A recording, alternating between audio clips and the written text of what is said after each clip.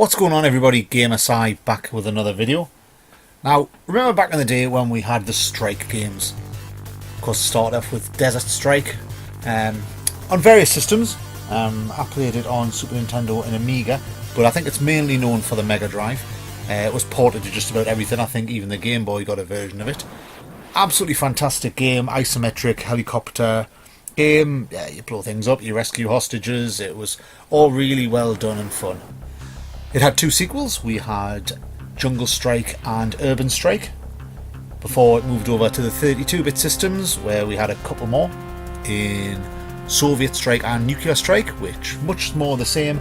However, they had the kind of a weird effect where they would rotate the scenery rather than the helicopter, I think, something like that. Still worth playing, still a good laugh. And then there was supposed to be Future Strike, which was previewed and then nothing happened, and then it kind of snuck out under the name of Future Cop LAPD, which was a great game, but I don't know why they decided not to make it part of the Strike series. Anyway, that was in the PS1 era, and then we've had bugger all since. So imagine my surprise looking on the Switch store to see what appears to be a Strike game, Preventative Strike. Now, as you can see, the word Strike is present and forward. It's not actually a Strike game, spoiler alert, but you can see that it kind of wants to be known as one. It's playing on that nostalgia, I think.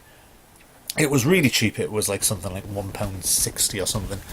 So I thought, yeah, let's have a look. Haven't played a Strike game in a long time. Love the originals. Let's have a go. How bad can it be? Well, it's not great. So here it is. This is Preventative Strike.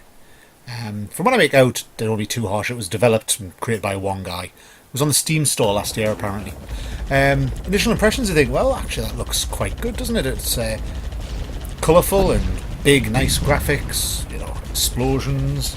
The music's is your generic rock, which kind of suits this kind of thing. But very quickly, you kind of realise the problem with this game. First, now, it's so bloody difficult and so bloody random. Your helicopter's way too big, making it really difficult to avoid any of the incoming projectiles. The projectiles themselves are kind of hard to see. There's no real pattern to them, you know, like you're getting a bullet hell shooter. Quickly you realise the best thing to do is just dodge and just keep firing your missiles. By the way, if you're going to play that, that's what you need to do. Just keep firing your missiles all the time. You get top-ups constantly, so they'll get you further. Don't fall for the trap of trying to shoot down enemy rockets. For some reason you can't. They just go straight through your fire and into you. So it kind of devolves into a weaving back and forwards, unloading all your missiles and hoping you make it to the next health checkpoint kind of thing. I mean, there's a lot of nice ideas here. It looks decent, like I said. And for £1.60, can I really be too harsh on it?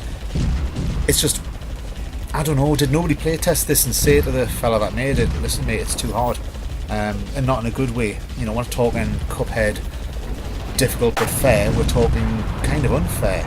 You can't see half the things coming for you, and your helicopter's just too big. If that was maybe half the size, it would make life a lot easier. As it is, it plays like a jazzed up version of the Master System version of Thunderblade. I won't say it's quite as good as that. It's not terrible, it's cynical the way they've used the Strike name on it. I don't believe that wasn't intentional. For £1.60, is it worth a blast? I don't know, maybe it'll fill in 10 minutes of your time, but you probably won't go back to it. Other than the single player game, there's leaderboards and that's about it. Nothing else to it. The Switch seems to be getting full these days of a lot of sort of the cheap games that seem to infest Steam a lot. This is certainly not the worst one I've seen, but it's a long way from the best. So, Preventative Strike. It's not a Strike game. It could be worse, but it's not great. I don't usually give scores and things to things, but I'd give it a 4. Anyway, hope you've liked this. I think it's the first time I've ever done a video with anything to do with a Switch, so let me know if that's your bag. I've been GamerSci. Keep it hard.